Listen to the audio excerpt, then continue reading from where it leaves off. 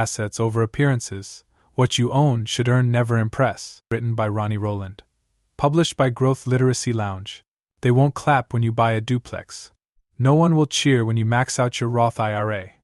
You won't get a flood of likes for holding dividend stocks or reading a real estate contract on a Friday night. But here's the secret: the loudest leaves are often the most fragile, and the quiet ones, they're the richest. Ma chill. This book isn't about making more money, it's about making money that matters. Money that earns while you sleep.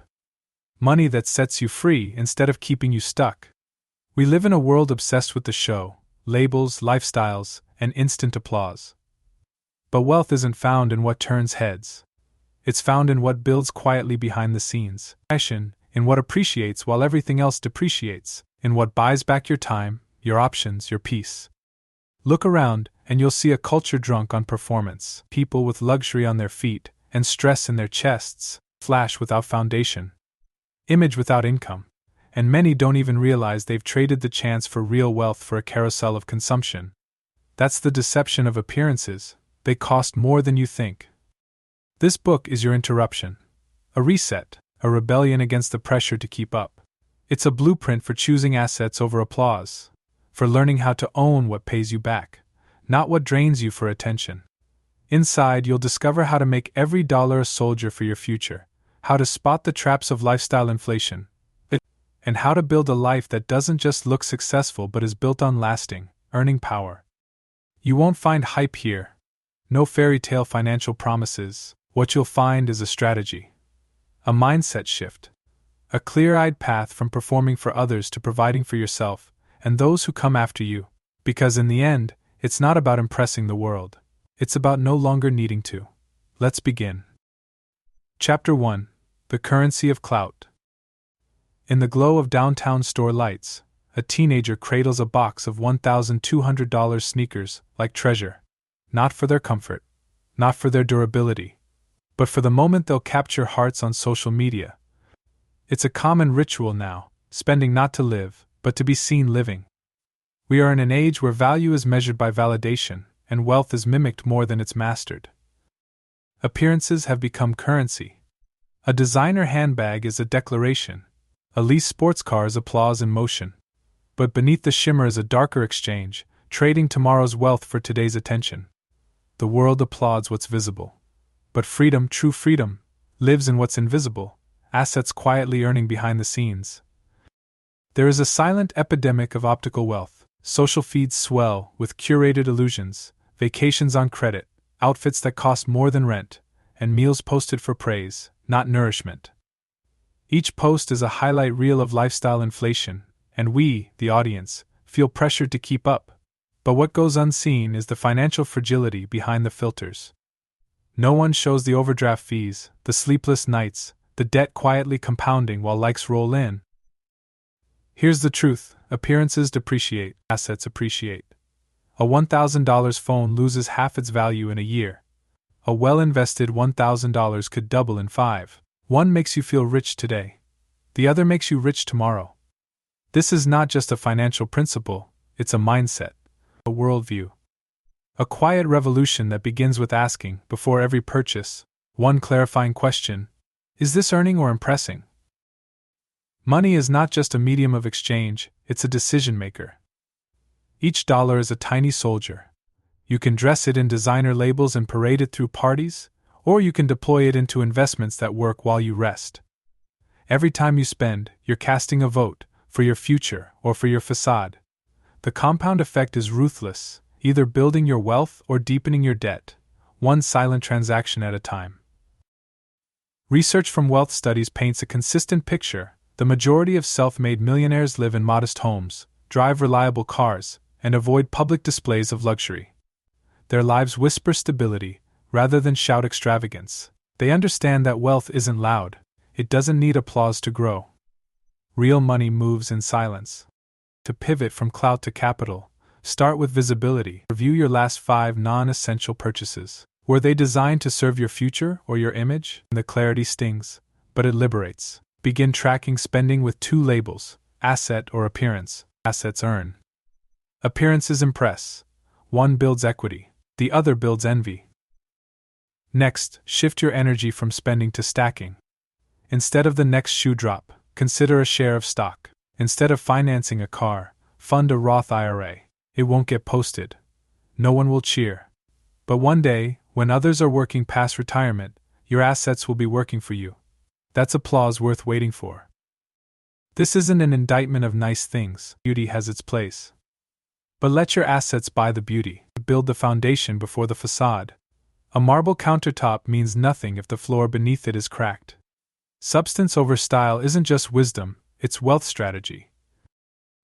Imagine walking into a room needing nothing from it, not the nods, not the envy. Just the calm confidence that your money moves even when you don't. That is real clout. Quiet. Compounding. Unbothered. Next, we'll pull back the curtain on how your desires are engineered, why what you want may not even be your idea, and how reclaiming your attention is the first step to reclaiming your financial freedom. Chapter 2. Manufactured Desire. Every day we are stalked by seduction. Not by people, but by pixels, ads that trail our clicks, influencers that disguise sales as storytelling, brands that turn scarcity into urgency. The modern marketplace isn't just selling products, it's selling permission to feel enough. And it's working. Billions are spent not from logic but from longing to belong, to be admired, to be seen. This isn't accidental, it's engineered. Desire today is rarely born, it's built. Companies spend fortunes studying our psychology. They know what color makes a button irresistible, what font signals luxury, what message will make you reach for your wallet. Fear of missing out, the illusion of exclusivity, and the lure of prestige are all levers pulled expertly to bypass your brain and tap straight into your emotion. And when you buy, you're not buying the product. You're buying relief, from inadequacy, from obscurity, from silence. Consider the phenomenon of limited drops. A shoe company releases a sneaker in small quantities, fueling anticipation and panic. It's not about quality, it's about control of your attention. Control of your impulse, control of your sense of worth. And as people camp out or crash websites, the illusion deepens. If it's hard to get, it must be valuable. But scarcity by design is not scarcity by truth. The danger isn't just that we're overspending. It's that we're outsourcing our desires to corporations. We've been programmed to chase symbols that validate us in other people's eyes. But what if your desire isn't even yours? What if the lifestyle you covet is a construct? When you strip away the ad budgets, influencer scripts, and strategic lighting, you may find that the object you lusted after was empty of meaning and full of markup. To regain control, begin by interrogating every craving. Ask not just do I want this, but who told me to want this? Trace the origin. Was it a scroll? A celebrity endorsement? A peer's flex? If the desire came from outside, it may never satisfy what's inside. An unfulfilled desire is expensive. It keeps spending to fill a hole that can't be filled with things. One powerful tool is a 48-hour rule. When a non-essential craving hits, pause, wait. In those hours, desire often deflates. You begin to see the manipulation, the emotional bait. And if after 48 hours the item still adds value, not validation, you'll approach it with intention, not impulse. Awareness is financial armor. Recognizing the tactics used against you is the first step to resisting them. When you realize that your attention is the most valuable asset in the digital economy, you protect it like gold. Because what owns your attention steers your wallet. This doesn't mean you should never indulge, it means you should never do it blindly. The occasional luxury, when chosen with clarity and confidence, is enjoyable. But constant consumption fueled by insecurity is a form of self-erasure. You vanish into someone else's version of success. Imagine a life where your desires are deliberate, where your purchases are planned. Where your satisfaction comes not from owning what's rare, but from owning what's right. That is freedom. Not just financial but psychological. In a world built to distract, focus is rebellion. In a system designed to deplete, restraint is power. The richest people are not those who buy the most, but those who need the least. And every moment you spend choosing intention over impulse, you reclaim a piece of yourself. Next, we'll pull the mask off debt, how it hides behind glamour and steals silently. You'll see how easily debt dresses up as success, and how to tell the difference before it's too late. Chapter 3. Debt in disguise. The streets are filled with leased dreams. Shiny cars glide past, luxury bags swing from shoulders, and designer tags peek from shirts, all paid for with borrowed money. This is not prosperity. This is a performance. And behind the curtain, debt is pulling the strings. Debt has learned to dress well. It no longer looks like desperation, it looks like elevation. A sleek credit card, a zero-down offer, and a buy now pay later button, they promise ease, access, and sophistication. But what they're really offering is a delay, a pause button on pain, a deferral of responsibility. And for many, that pause becomes a trap. Modern debt is deceptively elegant. It's not the loan shark on the corner anymore. It's the reward points, the luxury perks, the premium status. You're told it's smart to use credit for everything, to build history, to earn bonuses, to maximize leverage. But the truth is, most people aren't using credit as a tool. They're using it as a lifeline, straining under balances they can't repay, all to maintain an image they can't afford. Lifestyle inflation often begins with small upgrades. A nicer phone, a fancier dinner, a newer car. Each one feels earned. Each one feels manageable. But when financed, these small shifts snowball, and suddenly you're not just spending more, you're committing future income to present ego.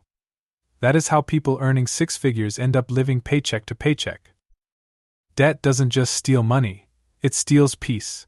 It adds a low hum of stress to every day, a quiet pressure behind every choice. Vacations feel guilty. Emergencies feel catastrophic. The margin for error disappears. And worst of all, the longer the debt lingers, the more it dulls your ability to build real wealth. Because when money is tied to payments, it can't be tied to growth. Not all debt is evil. There is a difference between productive and performative debt. Debt that buys assets, like a mortgage on a rental property or a business loan with a strong return, is a strategy. But debt that buys applause, status, or temporary satisfaction is a slow bleed. And over time, it leaves you broke, not just financially but emotionally. To spot performative debt, examine the intent behind the purchase. Was it to increase your capacity to earn, or was it to project success to others? If the debt doesn't add value or generate income, it's likely a liability masquerading as a lifestyle. The antidote is not deprivation. It's clarity. It's choosing to live under your means so your future can exceed them. It's finding pride not in what you display, but in what you own outright. It's understanding that the car paid in full is more impressive than the one with payments, even if the brand isn't luxury. Start with brutal honesty. List every debt you carry: credit cards, auto loans, and personal loans. Tally the interest you're paying monthly. Then ask, what do I truly own? If the answer is not much, then it's time to flip the equation. Focus on eliminating the debt that doesn't serve you, and redirect those funds into assets that do. Financial peace is not found in owning more. It's found in owing less. Every debt you pay down is a chain removed. Every interest payment avoided is money you reclaim. Freedom begins when you stop buying things you don't need with money you don't have to impress people who don't matter. Next, we'll confront a deeper question: why do we crave validation in the first place? Who are we really trying to impress, and what happens when we let that go? The answer might just unlock the financial and emotional freedom you've been chasing all along. Chapter 4: Who are you trying to impress? A man walks into a dealership, signs the lease on a luxury car, and drives off with the windows down and music blaring. He feels powerful, admired, and envied, but beneath the surface, he's anxious. The payment stretches his budget. The insurance is a burden. The thrill lasts a week. The stress, months. This is the quiet cost of trying to impress people who are not invested in your peace. Impression management is a silent drain on finances. It's not just what you spend, it's why you spend. Beneath every impulsive purchase often lies a hunger, not for the item, but for affirmation. We buy the branded watch not to tell time, but to tell the world who we are. We upgrade the kitchen not for functionality but for Instagram. We dress for applause, not comfort. And the most dangerous part is this: the audience we perform for is rarely paying attention. Approval addiction is expensive. It demands constant maintenance. Every like must be followed by a new post. Every compliment becomes a bar to exceed. It's a treadmill of validation with no off switch, and the more you run, the more your identity becomes entangled in image. You stop building wealth and start building theater. Your bank account becomes a stage prop. Much of this pressure is generational and cultural. In communities where historical barriers have blocked access to wealth, appearance often becomes the proxy. If you can't own the building, at least you can wear the suit. If you can't pass down assets, you pass down aesthetics. This isn't vanity, it's survival. But when appearances replace ownership as the goal, we lose the very power we seek to reclaim. Impressing others starts young. As children, we're praised for the shoes we wear, the toys we own, and the brands we carry. As teens, popularity hinges on clothing and tech. As adults, it morphs into cars, homes, and vacations. Somewhere along the way, we learn that value is external, and our sense of enough becomes outsourced to other people's reactions. But approval is a moving target. The more you chase it, the more it shifts. The solution is not to renounce all beauty or comfort. It's to realign your metrics. Instead of asking, will they be impressed? Ask, will this move me forward? Shift the standard from applause to alignment. Does this purchase reflect who I am, or who I want them to think I am? Will it compound peace or compound pressure? True financial power is rooted in self-definition. When you no longer need others to validate your worth, your money choices become clearer, sharper, freer. You can invest in things that don't sparkle but build security. You can wear simplicity with pride. You can drive the older car not because you lack options, but because you've prioritized ownership over optics. You are not behind because you don't wear what they wear or post what they post. You are behind if you've spent 10 years buying everything except assets. The goal is not to look rich. The goal is to be free. And that kind of freedom doesn't need an audience. Ask yourself this: if no one could see what you owned, what would you still want to buy? The answer reveals your true values. Strip away the show, and you find clarity. Strip away the comparison, and you find peace. Next, we'll begin to construct something lasting. We'll learn how to make your money hustle for you, not just survive the month, but multiply. Because when your dollars start working harder than you do, that's when real wealth begins. Chapter 5: Dollars That Hustle. Imagine each dollar in your wallet wearing work boots. Not lounging in your closet, not coasting in your driveway, but clocking in every day to earn, grow, and multiply. That's the mindset of the wealthy. They don't just spend money, they employ it. They send it to work in places where it returns with reinforcements. It's not about how much you make, it's about how well your money hustles after you make it. Most people treat money as a means to buy things. The wealthy treat it as a means to buy time, freedom, and opportunity. A dollar spent on status is gone forever. A dollar invested has a future. The key is understanding the hidden power of every single one, not in what it can buy today, but in what it can become tomorrow. This is the essence of compound growth. It's not flashy, but it's ferocious. A dollar invested at a modest return quietly becomes 2, then 4, then 8, not through magic, but through time and discipline. It's the snowball effect, financial gravity working in your favor. Yet most people trade that future growth for present applause. They choose to be seen as rich instead of becoming it. Your money wants to work. But it needs direction. Left idle, it's swallowed by inflation. Spent aimlessly, it vanishes. Directed wisely, it transforms. This begins with automation. Before you see your paycheck, a portion should be rerouted into accounts that build retirement funds, investment portfolios, emergency reserves. Pay yourself first, not last. Build a system that invests consistently whether your emotions cooperate or not. Even small amounts matter. $100 monthly, consistently invested, outpaces large, sporadic contributions. The market rewards faithfulness, not flair. Don't wait to be rich to invest. Invest to be rich. The earlier your dollars start working, the longer they have to grow. Time, not timing, is the greatest wealth builder. But where should your dollars hustle?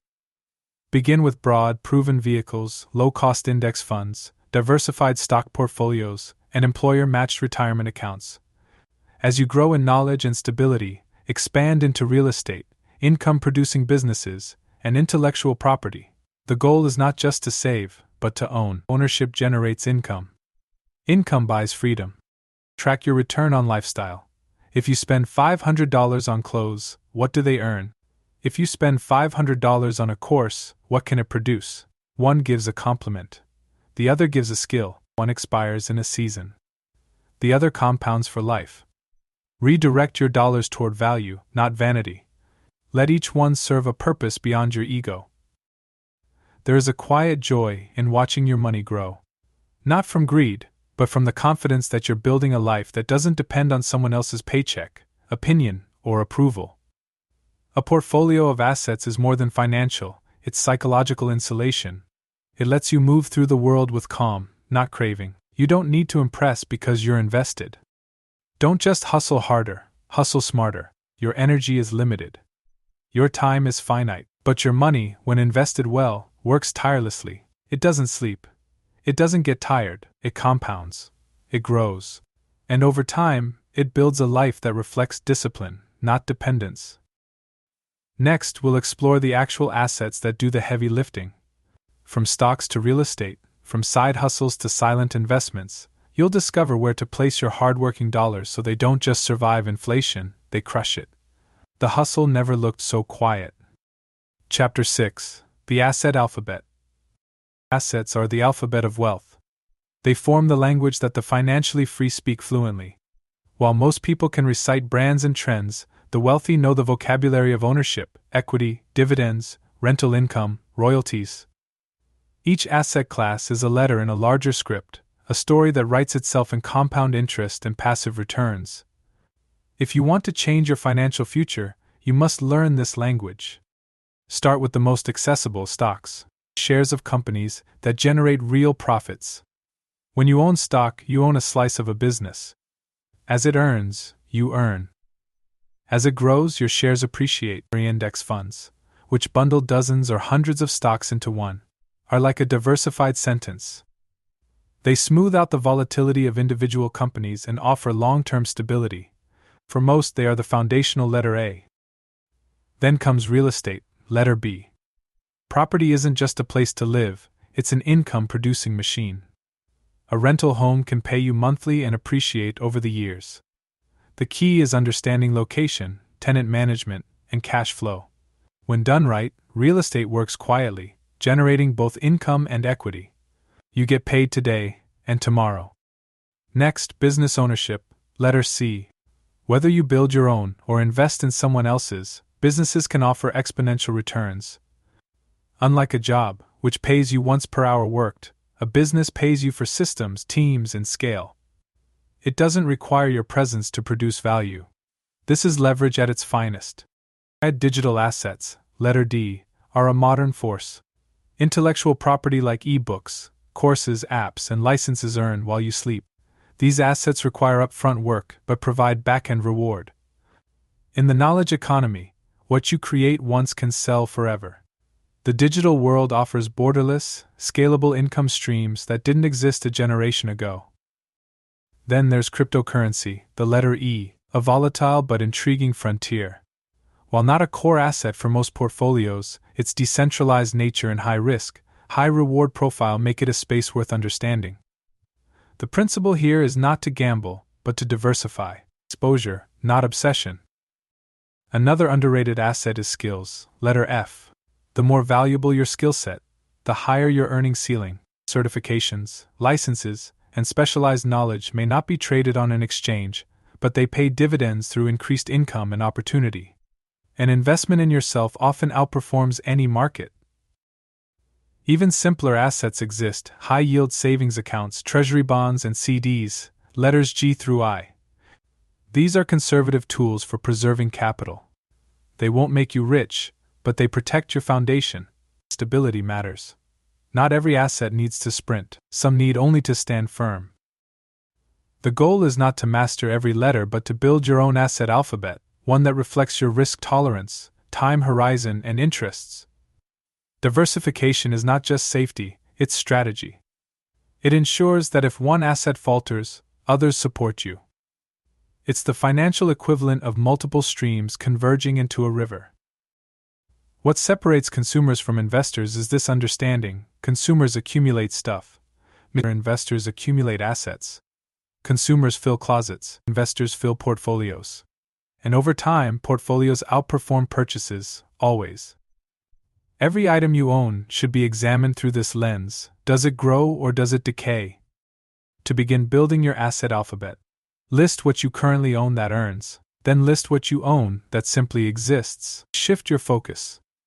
Move money from the passive to the productive, from the static to the strategic. The shift is small in action, but massive in consequence. Next, we'll explore how to prioritize ownership, how to choose what pays you back instead of what merely costs. Because once you start owning assets that deliver returns, the grind changes. You don't just work for money. Money begins working for you. Chapter 7. Owning what pays you back. Ownership is the quiet superpower of wealth. It doesn't shout. It doesn't flex. It simply produces, over and over. When you own what pays you back, you step out of the endless cycle of trading time for money. You stop hustling for every dollar and start positioning assets to hustle for you. The wealthy understand this deeply. They don't just earn, they acquire. They seek equity, not applause. The difference between spending and owning is subtle but life-changing. A car loses value the moment it leaves the lot. A share of a transportation company gains value as demand increases. A new phone depreciates within a year. A digital product you sell could bring in money for years. The shift is not in how much you spend, it's in what you buy. Do you own a thing, or do you own what that thing can produce? Start with the power of equity. When you own part of something that generates income, whether it's a business, stock, or rental, you don't just watch the value grow, you receive a cut of the profit. That's the magic of ownership. It puts you on the same side as creators, not just consumers. You're no longer the buyer. You're the beneficiary. Consider a vending machine business. One machine might cost as much as a new TV, but the TV entertains once. The machine earns repeatedly. That's the ownership mindset. You invest not in symbols, but in systems. You don't just want things. You want things that create things, income, impact, and autonomy. Real estate offers one of the clearest examples. A single-family rental doesn't just appreciate over time, it pays you monthly. It offers tax benefits. It builds equity with every mortgage payment. And unlike volatile markets, it's tangible. You can see it, improve it, leverage it. It's not flashy, but it's formidable. The digital world is overflowing with ownership opportunities. A blog that runs ads. An online course that sells automatically. A YouTube channel that earns on every view. The barriers to entry are lower than ever. You don't need millions, you need consistency, clarity, and a willingness to build. Ownership is also available in the workplace. Don't just work for pay, negotiate for equity. If you help build a company, you should benefit from its growth. Even fractional ownership in startups or small businesses can lead to massive upside. It's about alignment. If the business wins, you win. Owning what pays you back often means resisting what only pays others. Every time you buy a depreciating good, someone else profits. Flip the script. Become the one who profits. Sell, rent, license, invest. Think like a producer, not just a participant. Ownership is not reserved for the elite, it's created through deliberate decisions. Start small. Own your skill set. Turn knowledge into a product. Turn a hobby into a service. Invest in companies you understand. Buy books instead of branded clothes. Learn to generate, not just consume. Each choice builds the muscle of ownership. And the more you build, the more your wealth builds with you. Let this truth sink in. Ownership is the doorway to freedom. When your money isn't just saved but employed, when your efforts create streams instead of puddles, you become financially untethered. You stop being impressed by what others wear and start being inspired by what you own that earns. Next, we'll dive into the myth of rich aesthetics, and how real wealth has less to do with what's seen and more to do with what's secure. You'll discover why the best financial decisions often look boring, and how that's the most exciting secret of all. Chapter 8.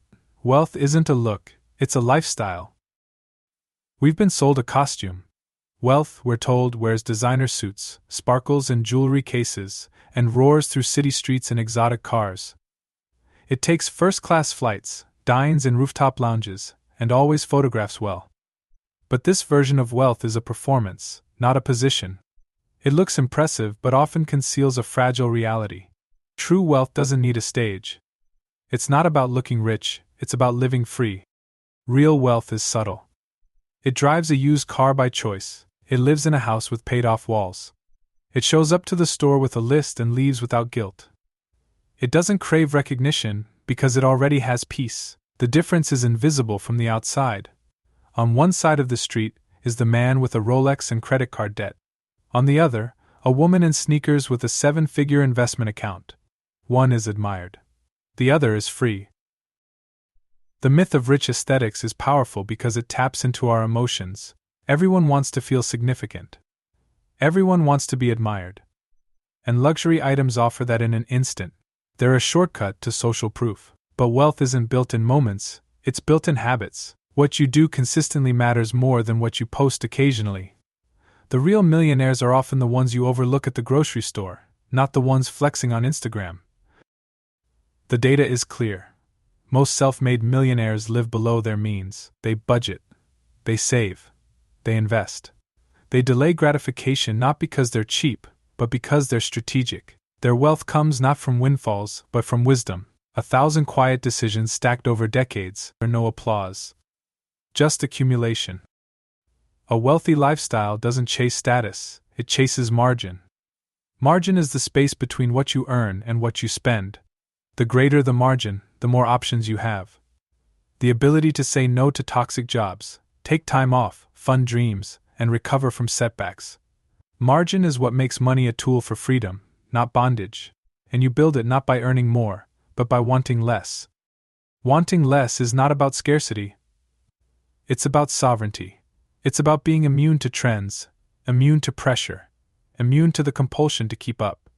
When you're clear on your values, you no longer need every new release or every seasonal update. You begin to enjoy the stability of simplicity.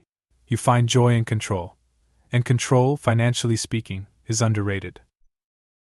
This lifestyle shift is less about numbers and more about philosophy. It's understanding that peace of mind is a higher currency than public approval. It's knowing that having 6 months of expenses saved brings more confidence than a $600 outfit ever could. It's the quiet thrill of seeing compound interest work in your favor while others chase fleeting dopamine through spending. To embody real wealth, build habits that reflect long-term thinking. Cook more than you dine out. Read more than you scroll. Track your spending like a business tracks expenses. Make purchases with purpose. Create a system that supports your goals, not sabotages them. Financial freedom is not found in luck, it's found in layers of intentional living. You won't always get a round of applause for this lifestyle. In fact, you might be misunderstood. That's okay. Let your bank account be your statement. Let your peace be your performance. Over time, the results will speak louder than anything money could buy. Next, we'll confront the most misunderstood flex of all, freedom. We'll redefine success as sovereignty, not the spotlight. You'll learn why wealth that lets you say no is more powerful than wealth that only lets you show off. Because the ultimate luxury isn't what you wear, it's what you're no longer forced to endure. Chapter 9. Freedom as the Flex. There's a flex that doesn't make noise. It doesn't wear logos. It doesn't beg for followers or shine under stage lighting. This flex is subtle but supreme. It's called freedom. The ability to walk away from what insults your peace, as to take a nap in the middle of the day, to say no without explanation, to do work you love, or no work at all. Freedom is the final boss of wealth. It's not what you wear, it's what you're no longer forced to do. Most people live in quiet bondage, not from chains but from choices. They lease their lives to jobs they hate because the bills don't stop. They stay in toxic environments because the paycheck is tethered to the lifestyle. They can't breathe deeply because the financial pressure is unrelenting. It's not that they lack income, it's that they lack options. And options are the real currency of the rich. The financial independence, retire early movement has sparked a revolution around this idea. It's not about never working again, it's about never needing to. FIRE teaches that by living below your means, saving aggressively, and investing wisely, you can buy back your time. You can retire at 40, or 35, or simply work on your own terms. It's not a fantasy, it's a formula. The foundation of freedom is intentional living.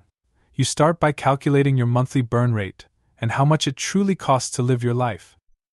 Then you build a portfolio of income-producing assets that cover those costs. The moment your assets pay your expenses, you are free. Not rich in the way pop culture defines it, but rich in the way that matters most. Freedom is also psychological. It's the ability to detach your identity from your job title, your wardrobe, or your zip code. It's recognizing that you don't need to perform wealth, you need to preserve it. You need to steward it. Freedom is showing up to life fully, not drained from trying to keep up with illusions. The trade-offs are real. You may drive a used car while your peers lease luxury. You may vacation locally while others rack up travel debt. You may skip dining out to fund your index fund, but while they collect memories that depreciate, you're collecting equity. You're building a future where every dollar earned is a choice, not a chain. There's nothing inherently wrong with luxury. But freedom asks this question first: can I afford this without compromising my autonomy? If the answer is no, the item owns you. True luxury is doing what you want, when you want, with whom you want. It's declining opportunities that don't align. It's choosing silence over status, presence over pressure. Start designing your freedom plan today. List your essentials: housing, food, transportation, healthcare. Then calculate what monthly income would cover them without a job. That number becomes your target. Build toward it relentlessly. Every debt paid down, every investment made, every dollar saved moves you closer. Freedom is not a switch. It's a staircase. Each step, no matter how small, is sacred. The ability to take a day off, to say no to overtime, to help a loved one financially without stress, these are mile markers on the road to sovereignty.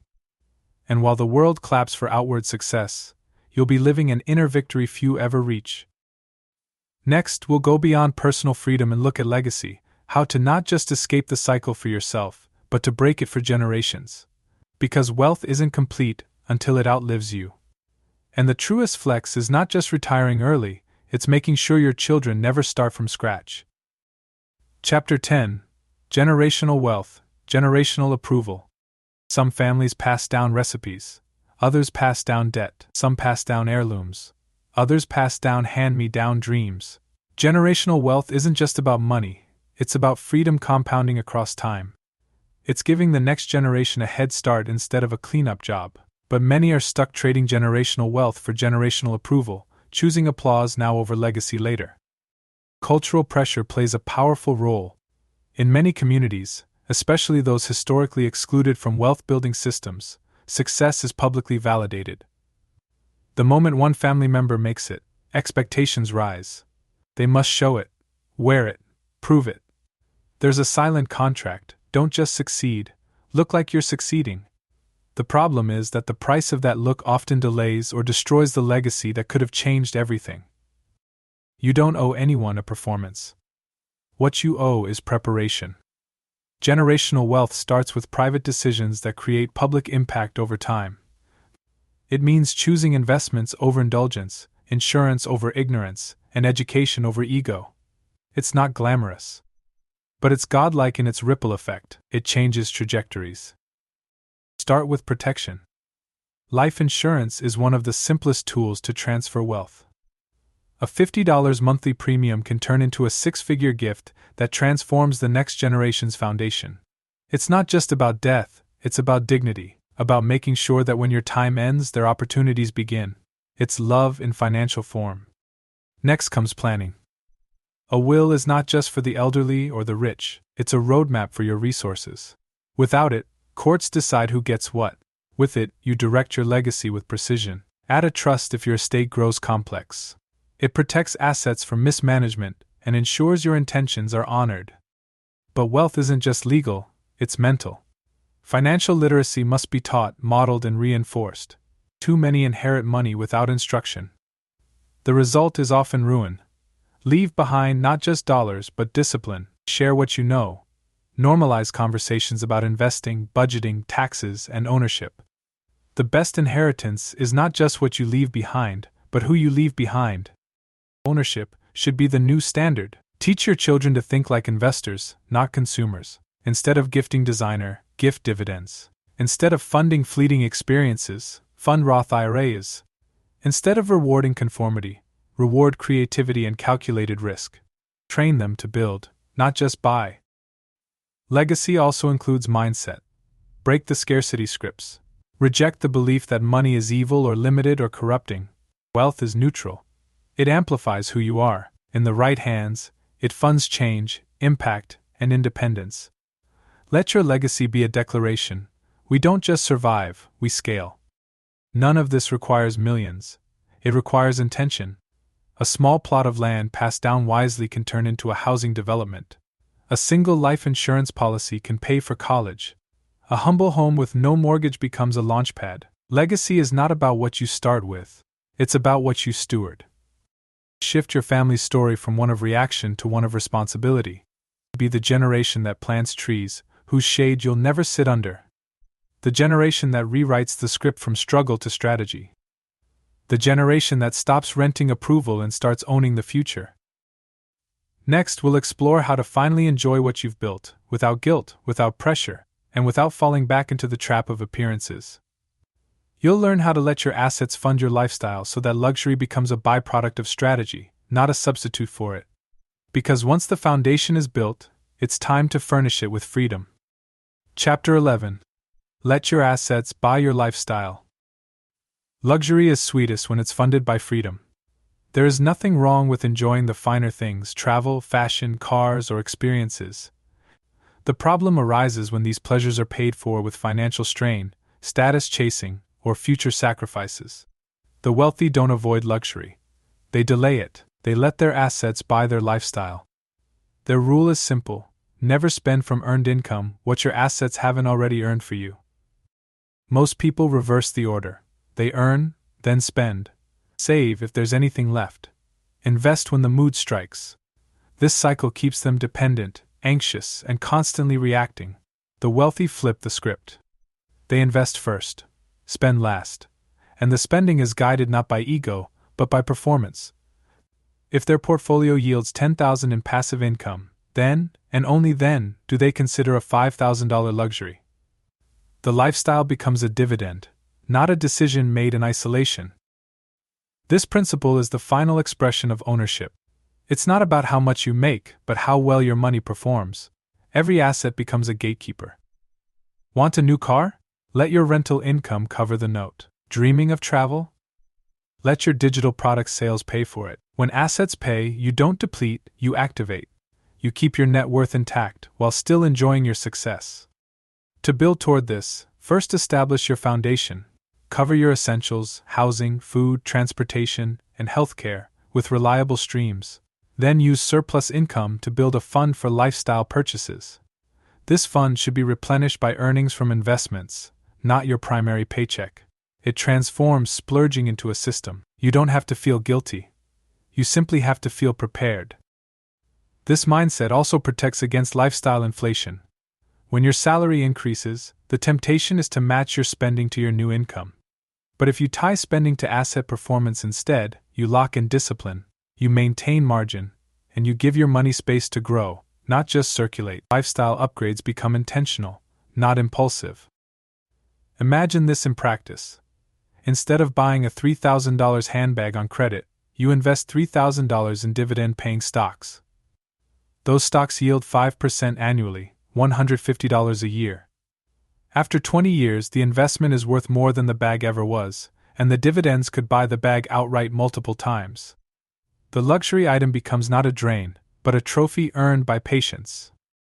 Letting your assets buy your lifestyle also reframes pleasure. You stop chasing trends. You begin curating experiences. You savor rather than accumulate. The joy is no longer in the possession, but in the power behind it, the knowledge that what you own didn't cost you peace or potential. It was funded, not forced. This approach builds financial confidence. Every purchase is backed by performance. Every indulgence has a source. You're no longer vulnerable to financial shocks because your lifestyle is not floating on temporary income, it's grounded in productive equity. Your money isn't just showing up. It's showing off quietly, with receipts to prove it. Start now. Identify one lifestyle desire, something you've been eyeing. Then map out how an asset could produce the income to fund it. Reverse engineer the pleasure. Make it a challenge. Turn wants into goals. This is not restriction, it's transformation. It's the shift from spender to strategist. Take care and be well.